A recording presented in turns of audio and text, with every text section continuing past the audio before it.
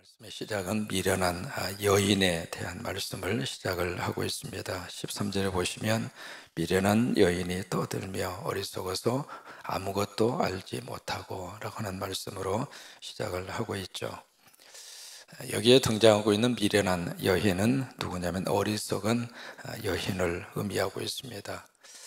여기서 말씀하고 있는 어리석다라고 하는 말의 뜻은 학교 다닌 경력이 짧다 그런 의미가 아니라 지혜를 거부한 그런 경우, 그래서 하나님의 말씀인 거룩한 지혜를 거부한 사람, 그 거부한 경우를 가리켜서 여기서 어리석다라고 하는 단어를 쓰고 있습니다.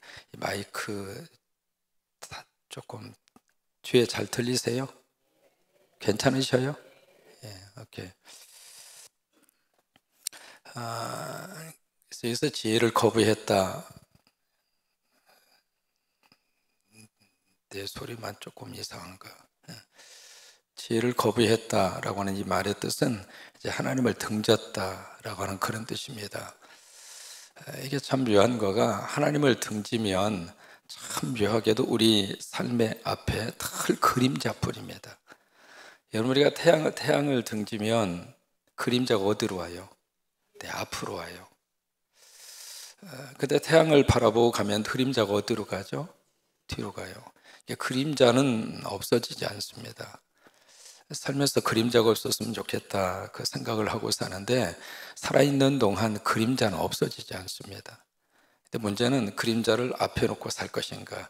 그림자가 앞에 있으면 늘 그 삶 자체가 우울할 수밖에 없죠. 눈만 뜨면 이 그림자, 눈만 뜨면 이 그림자, 또 저것 계속. 그러니까 그 그림자 때문에 그 삶 자체가 어둡게 살 수밖에 없잖아요. 그런데 우리가 태양을 바라보고 살면 그림자가 뒤로 간단 말이죠. 그러면 뒤로 가면 어떻게 되는가? 하나님 바라보고 믿음으로 살아갈 수 있단 말이에요. 여기 미련한 여인이라고 하는 것은 바로 그와 같은 경우이거든요. 하나님을 등지고 그리고 지혜를 거부하고 사는 사람, 이제 그것을 오늘 성경에서 미련한 여인이라 그렇게 말씀을 하고 있습니다. 몇 가지 특징을 가지고 있습니다. 첫째로 이 어리석은 사람은 스스로 지혜를 거부합니다. 그래서 13절의 말씀이 그래서 나오는 거예요. 미련한 여인이 떠들며 어리석어서 아무것도 알지 못하고. 이게 사람이 잘 모르면서 열심으로 하는 사람이 사실은 위험해요. 그래서 이제 거기서 나온 말이, 무식하면 어떻게 해요? 용감하다. 근데 좀 잘 모르는데 거의 다 용감하죠. 또 거기에 믿음까지 가지면 이거 참 골치 아픕니다. 그래서 어떻게 말리지를 못합니다. 그래서 교회 안에도 말이죠, 저렇게 잘 모르시는데 하나님이 하라고 했다고, 기도하니까 하나님 응답을 주셨다고, 이거요 참 못 말립니다. 차라리 기도 안 하시는 게 훨씬 나아요. 그분은 이게 분명히 옆에서 봤을 때 저건 정상이 아닌데, 여러분, 하나님의 역사는요 일반적인 인간이 가지고 있는 상식의 틀을 깨지 않습니다. 그러니까 상식의 틀을 깨는 경우에 있어서는 특별히 하나님께서 기적을 허락을 하실 때, 뭔가 하나님의 큰 역사를 하나님께서 일구어 가고 싶을 때, 그때 이제 하나님께서 상식을 깨시고 하나님께서 기적을 주시고 하나님께서 능력을 베풀어 주시는데, 그 위에 하나님의 귀한 역사는 우리의 상식의 그 틀을 벗어나지 않아요. 근데 그것을 확 벗어나서 눈 세 번 깜빡이더니 하나님이 지금 계시를 주고 있다는 거예요. 그리고 거기다 하나 더 덧붙입니다. 하나님이 분명히 자기에게 말씀하셨다, 그거요. 그 사람의 청력은 뭐가 좀 문제가 있는지. 그러니까 이게 언제나 그래요. 이 하나님의 귀한 말씀의 이 철도, 이 레일 위를 하나님께서는 달리시거든요. 그러니까 여기 이제 어리석은 사람의 특징이 바로 그거예요. 그러니까 잘 모르면서도 주저하지 않고 거기다가 용감하게, 또 거기다가 확신을 가지고 행동하는 특징이 이 어리석은 사람의 특징 가운데 하나예요. 그 다음에 두 번째는, 어리석은 사람은 어떻게 행동을 하는가? 자신의 어리석음을 드러냅니다. 그 이제 14절의 말씀이거든요. 14절에 보시면 자기 집 문에 앉으며 성읍 높은 곳에 있는 자리에 앉아서, 자 이제 여기 자기의 집이나 여기 성읍의 높은 곳이라고 하는 것은 자기를 드러내는 자리입니다. 그래서 항상 자기를 드러내요. 자기를. 그것이 이 어리석은 사람의 행동의 그런 특징입니다. 이 시간에 잠깐 여러분에게 그림을 하나 보여드리고 싶은데, 저 그림이에요. 저 그림은 네덜란드의 화가인 렘브란트라고 하는 사람이 그린 그림입니다. 렘브란트라고 하는 사람은 네덜란드 화가의 최고입니다. 특별히 이제 렘브란트라고 하는 사람이 참 믿음의 사람이어서 성화를 그렇게 많이 그린 화가 중에 한 사람인데, 저것이 무슨 그림이냐면 어리석은 부자에 대한 그림이에요. 성경에 나오는 어리석은 부자 그 비유를 저 그림 속에다가 렘브란트가 잘 담아서 그림을 그렸는데, 저 그림을 몇 살 때 그렸느냐면 21살 때 그렸습니다. 1667년 21살 때 렘브란트가 저 그림을 참 이 어리석은 부자의 비유를 저 그림 속에다가 다 담아놨어요. 여러분 저 그림에 보시면은 지금 한밤중입니다. 그렇죠? 주변은 다 칠흑같이 어둡잖아요. 한밤중에 거기에 이제 촛불을 통해서 딱 이렇게 비춰지는 그 노인의 옷을 보면은 그 옷 자체가 아주 화려한 그런 털옷을 입고 있어요. 그리고 그 옆에 보면은 커다란 동전 주머니가 보일 겁니다. 보이세요? 커다란 동전 주머니가 보이고 그 옆에는 뭐가 이렇게 막 쌓여져 있잖아요. 그것이 바로 뭐냐면 서루더미예요. 서로 뭉치들이 그렇게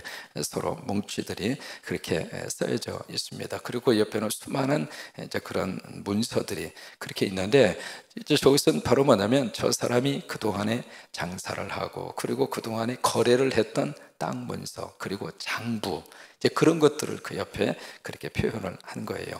이게 무슨 얘기냐면 지금 저 노인이 자기가 자랑하고 싶은 것이 저 속에 그대로 나타나 있는 거예요. 자기의 돈주머니를 자랑하고 싶고 그동안에 있었던 거래 장부를 자랑하고 싶고 그리고 땅 문서를 자랑하고 싶고, 이제 그것을 주변에 그렇게 그려 놓은 거죠.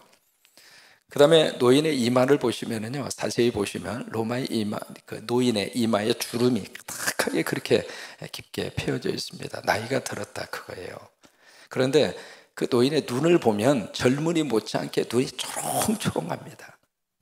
초롱초롱하면서 이제 안경을 쓰고 있잖아요. 근데 그 안경 너머로 눈이 초롱초롱 그 눈으로 안경 너머로 뭔가를 막 이렇게 주시를 하고 있는 모습을 저기서 볼 수가 있어요. 그리고 세 번째는 촛불이 켜져 있습니다. 촛불이 켜져 있어서 다른 것을 이렇게 보여줄 수도 있을 것 같은데 그 촛불이 이렇게 오른손으로 가려져 있어요. 가려져 있다 보니까 오직 그 촛불을 통해서 지금 보여지는 것은 오른손 검지와 중지로 붙들고 있는 금화만 보입니다. 그 밖에는 보이는 게 없어요. 이게 뭐냐면 지금 저 노인의 머릿속에 지금 뭔만 지금 생각하고 있는가? 돈만 생각하고 있는 거예요. 오로지 돈. 눈만 뜨면 돈. 거기에 그냥 완전히 초점, 모든 것을 거의 다 걸고 있는 모습을 저기서 우리가 발견할 수 있고, 또 하나, 저 이제 그 말을 열심히 바라보면서 그 노인의 표정 속에서 뭘 읽을 수 있느냐면, 그래, 나는 너를 사랑해. 그 모습이 저 그림 속에 함께 그렇게 드러나 있습니다. 또 하나는 지금 손에 들고 있는 옆에가 뭐가 있느냐면 저울이 있습니다. 저울이 보이세요? 그 저울이 뭐냐면 그 말을 무게를 다는 저울이거든요. 근데 저 저울 속에다가 렘브란트는 뭘 메시지를 담아 놓았느냐면 바로 네 삶의 주인이 되시는 하나님이 내 삶을 저울질할 것이다. 그것을 이제 저 그림 속에다가 담아 놓고 있습니다. 결국 저 그림을 아무리 우리가 뚫어지게 바라보아도 저 그림 속에 하나님이 없어요. 누구만 있는가? 나만 있어요. 나만 있어. 그래서 누가복음 12장에서도 어리석은 부자의 비유를 보시면 나라고 하는 단어가 5번 나옵니다. 그러니까 그 어리석은 부자의 그 인생 속에는 하나님도 이웃도 아무도 없어요. 이게요, 돈에 사람이 참 묘합니다. 물질이라고 하는 것이 한번 거기에 빠지기 시작하면 오직 자기밖에 안 보여요. 아무런 누구도 안 보이는 거예요. 그것이 어리석은 사람의 행동의 모습이에요. 그 다음에 세 번째로, 어리석은 사람은 어떤 행동의 모습을 보이는가? 다른 사람을 어리석은 장소로 또 유혹을 합니다. 그것이 15절로 16절의 말씀인데, 15절에 보시면 자기 길을 바로 가는 행인들을 불러서 어리석은 자는 이리로 돌이키라, 또 지혜 없는 자에게 이르기를. 이게 바로 뭐냐면 자기도 어리석은 행동을 하면서 또 다른 사람도 어리석은 길로 유혹을 하더라, 이 말이에요. 이게 마치 누룩과 똑같은 역할을 하는 겁니다. 여러분, 누룩이 가루 소말 속에 들어가 있으면 자기만 누룩으로 있는 것이 아니라 가루 소말을 누룩으로 다 영향력을 주어서 누룩으로 만들어 버리는 것처럼. 그 다음에 세 번째로 어리석은 자의 행동이 나옵니다.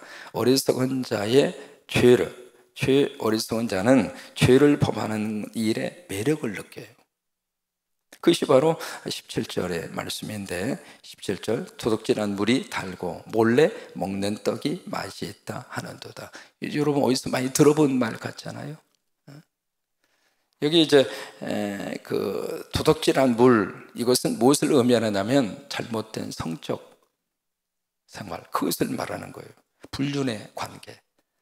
그러니까 도둑질한 물이 맛이 있다. 그러니까 하나님께서 허락하신 가정 안에서, 부부의 관계 속에서, 부부 안에서 성적인 관계를 맺고 거기서 행복을 누리는 것이 하나님이 주신 축복의 은혜인데, 그것을 벗어나서 마치 남의 여인 품에 안기면 훨씬 더 행복하고 좋은 것처럼, 어떤 남자의 품에 안기면 훨씬 더 인생이 즐거운 것처럼 꿈 깨세요.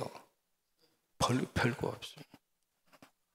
왜 거기서 나오는가? 어리석기 때문에 그런 거예요. 여러분, 몰래 마시는 물만 달아요? 안 그렇거든요. 근데 그런 유혹을 자꾸 이제 한다. 바로 그거예요. 그리고 여기서 몰래 먹는 떡, 이것은 부정축제한 재물을 말합니다. 잘못된 방법으로 우리가 재물을 취하는 거, 그것이 바로 몰래 먹는 떡이에요. 그러니까 이게 그런 것들이 자꾸 그런 쪽으로 이제 유혹을 해요. 그러니까 어리석은 사람의 특징이 바로 그겁니다. 죄를 범하는 그 방향으로 자꾸 우리를 끌고 가는 거예요. 제가 중학교 시절에, 그때 중학교 2학년 때 이제 전기가 처음으로 학교에 전기가 들어왔어요. 그래서 집에서 이제 초롱불을 켜놓고 공부하다가, 그러고 나서 이제 아침이 돼서 세수를 해서 코를 풀면 그 기름이 끄름이 이제 코에 들어가서 새카만 끄름이 나올 정도로. 그리고 호롱불이 뭐 얼마나 밝으면 얼마나 밝겠어요. 그러니까 중학교 2학년 때 드디어 학교에 전기가 들어와서 세상이 얼마나 별천지 같더라고요. 집에서 학교까지 4km거든요. 걸어서 10리길이에요. 이제 저녁에 거기를 갔어요. 가서 이런 환한 이런 불이 아닙니다. 그 큰 교실에 딱 백열전구 하나 달아놓은 거예요. 지금 생각하면은요, 이거 컴컴해서 잘 보이지도 않을 거예요. 그래도 그 백열전구 딱 하나 켜져 있는데, 그래도 그렇게 밝을 수가 없어요. 여러분 그렇잖아요. 호롱불을 켜다가 거기서 말이죠, 백열전구, 이게 전기불이 돌았으니까 세상에 이런 세상이 다 있나 싶을 정도로. 여러분, 제가 조선시대 사람이 아닙니다. 이게 불과 몇십 년 전에 그랬어요. 어린 시절에 중학교 2학년 때 그걸 경험을 했으니까. 그래서 이제 거기서 친구들하고 같이 전기불 밑에서 공부를 하다가, 여름이에요. 비가 악수같이 쏟아지는데 학교 바로 옆에 뭐가 있었냐면 복숭아 밭이 있었어요. 복숭아 밭이 있었는데 갑자기 그 복숭아 생각이 나는 거예요. 배고프고 그래서 출출하고, 어떻게 하다가 그래서 복숭아 밭에 가서 친구들하고 엉금엉금 기어 들어가가지고 복숭아를 그냥 신나게 따서 그냥 바켓에다 담고 그냥 먹고, 그러면서 입 싹 닦고 공부 열심히 한 학생처럼 그렇게 해서 이제 그 밤을 지냈는데, 그 다음 날 교련 선생님이 딱 학교에 나타난 거예요. 교실에. 그때 가장 무서운 선생님이 교련 선생님이에요. 깡바른 교련 선생님이 딱 나타나서 탁 하더니, 여기 지금 복숭아 따먹은 놈 빨리 나오라고. 근데 그 말을 듣는 순간 그때부터 말이죠, 가슴이 뛰기 시작하는데, 와, 저 양반 어떻게 알고 말이야. 우리가 저녁에 그 비가 억수같이 쏟아지는 그 밤에 그 복숭아 몇 개 따먹었다고 저렇게 말씀을 하시나 싶을 정도로, 그때 가서 저녁에 복숭아를 따먹는데 그냥 두어 개 따먹었으면 괜찮은데 세상에 서너 명이 가가지고 복숭아 밭을 완전히 쑥대밭을 만들어 놓은 거예요. 그러다 보니까 딱 가서 보니까 세상에 어떤 녀석이 와서 이런 식으로 망쳐놓은 거예요. 그래서 교련 선생님이 이렇게 눈을 부라리면서 나오라고 그러는데 안 나갈 수도 없고, 그래서 자수했죠. 자수하고 뒤에 터져서, 얼마나 뒤에 터졌는데. 지금도 복숭아만 보면 그 생각이 납니다. 근데 이게 몰래 먹는 복숭아가 맛은 있어요. 이게 사 먹는 것보다도요, 몰래 가서 따먹는 복숭아가 참 그렇게 맛이 있더라고요. 근데 맛은 있었는데 그 다음에 세상에 얼마나 얻어 터졌는지 그때부터 내가 놀래서 키가 자라다 마른 거예요. 그 유혹의 순간에 그거 따먹고 말이죠. 와, 지금도 이제 아주 그냥 그 몸이 경기가 날 정도로 이제 그런 경험이 있는데, 이 사람이 참 묘해요. 그런 유혹을 받는 경우들이 있다 이 말이에요. 여기 17절에 있는 말씀대로 도둑질한 물이 달고 몰래 먹는 떡이 맛이 있다. 근데 맛이 있는 게 아닙니다. 맛이 있다고 착각을 하는 거죠. 언젠가는 그 대가를 치를 수밖에 없어요. 그러니까 이런 유혹에 넘어가지 않는 것이 축복입니다.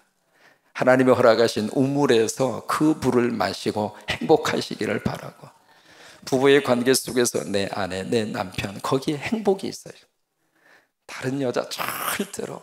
그래서 이성 간에 만날 수 있는 관계는 내 아내, 내 남편밖에 없어요. 성적으로 만날 수 있는 사람은, 다른 사람은 전부 다 그냥 걸어다니는 인간일 뿐이에요. 만약에 테레를 보면서 남편이 야, 저 여자 예쁘다 그러면 머리를 갖다가 쥐어 뜯어버려요. 성적으로 바라볼 수가 없습니다. 바라보아서는 안 돼요. 그러니까 그냥 성적인 관계 속에서 하나님이 허락하신 그 우물에서, 거기서 하나님이 약속하신 그 관계에서 만족하고, 거기서 행복하고, 거기서 서로가 기쁨을 누리도록, 그것이 하나님이 주신 아름다운 축복이라 그 말이에요. 또 남의 재산, 남의 떡 그거 먹어봤자 체한단 말이에요. 맛있는 것이 아니라 그 잘못 먹으면 참 그러잖아요.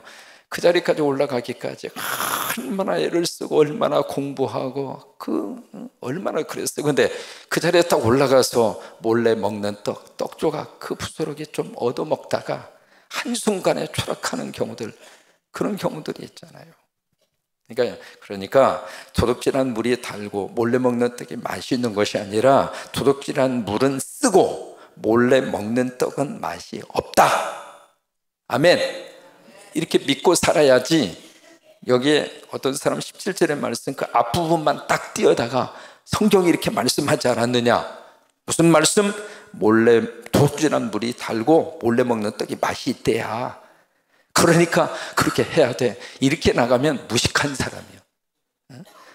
또 그걸 가지고 또 용감하게 행하는 사람도 거기다 신념까지 가지고 하나님의 말씀 속에 있으니까, 하나님이 그렇게 말씀하셨다고 그렇게 믿고 사는 사람이 있다면 그 무식한 사람, 그렇게 말씀하는 내용이 아니잖아요. 그러니까 도둑질한 물은 쓰고 몰래 먹는 떡은 맛이 없어요. 절대로 맛이 없어요. 아멘. 그래서 마지막 18절에 오직 그 어리석은 자는 죽는 자들이 거기 있는 것과 그의 객들이 스올 깊은 곳에 있는 것을 알지 못하느니라. 무슨 얘기냐면 어리석은 사람의 마지막 결과는 지옥이라 이 말이에요. 멸망이라 그 말이에요. 여러분 예수 믿고 천국 가는 것이 축복이에요. 예수 믿고 하나님 나라 가는 것이 큰 하나님의 축복이에요. 그래서 우리가 불러야 될 마지막 찬송은 돌아갈래 고향 어디예요? 하늘나라, 하늘나라. 그 때문에 예수 믿는 거예요. 땅에서 잘 먹고 잘 살고 그것도 하나님의 은혜이고 하나님의 복이지만은 그것은 잠깐이에요. 그냥 허락하신 대로 만족하고 살면 돼요. 적으면 적은 대로 살고, 많이 주셨으면 많이 주신 대로 하나님을 위해서 쓰다가 허락하신 그 안에서 우리가 행복하게 살다가 가면 돼요. 결국 우리가 바라보고 사는 장소는 여기가 아니라, 군산이 아니라 어디예요? 천국이라. 천국. 그래서 그러면 우리가 어떻게 하면 이 어리석은 자의 행동을 하지 않고 살 수 있을까? 세 가지입니다. 첫째로 하나님을 인정하고 살면 돼요. 매 순간순간마다 하나님 인정하고 살아야 어리석은 자의 행동 속으로 빠져 들어가지가 않아요. 시편 14편 1절에 어리석은 자는 그 마음에 이르기를 하나님이 없다 하는도다. 그러니까 매 순간순간마다 하나님을 인정하고 사는 사람이 지혜롭게 사는 사람이에요. 그 다음에 두 번째, 남들이 한다고 해서 따라서 가면 안 돼요. 남이 막 어디 가니까 어디 가세요? 나 장에 가. 막 따라가서 장에 갔는데 왜 왔는지를 몰라. 남들이 가니까 자기가 그냥 온 거예요. 여러분, 다수가 성서적이라고 꼭 말할 수는 없습니다.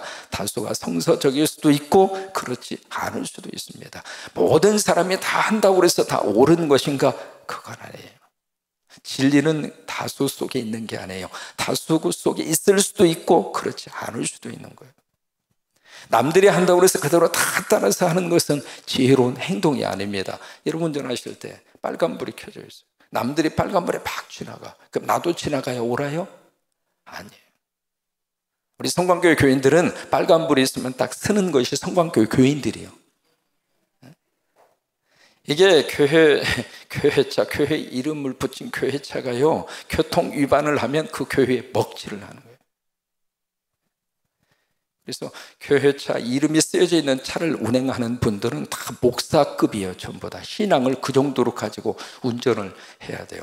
여러분, 우리 모두는요, 남들이 한다고 해서 똑같이 하면 안 돼요. 그 다음에 세 번째는 말씀의 등대를 딱 바라보고, 시편 119편 105절의 말씀대로 주의 말씀은 내 발의 등이요 내 길의 빛이니이다. 말씀의 등불, 말씀의 빛을 바라보고, 그때 우리가 살 때 어리석은 자의 행동을 우리가 벗어나서 지혜로운 하나님의 사람으로 살 줄로 그렇게 믿습니다. 그 은혜가 넘치기를 주의 이름으로 축원합니다. 아멘.